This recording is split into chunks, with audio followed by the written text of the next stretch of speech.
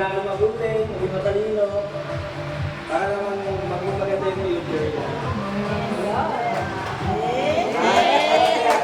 Wag mamalakay! Mami! Wag mamalakay! Hello. Ayan, sa kanyang mami, ano naman ang wish mo para kay Isha? Isha, happy birthday. Sana nagustuhan mo yung inanda ni mami ang regalo para sa'yo. Sana, maging masinuring ka lang maging mabulit na. Hindi lang, happy birthday na nag-love you. Ayan, magbubukas daw si Isha ng gift. Saksihan natin ang kanyang pagbukas. Ay, hindi sa yan. Hindi yan, ito, isa.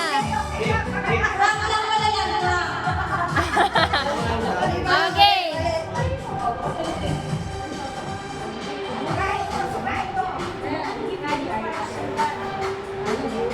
Kalmahan mo lang, girl.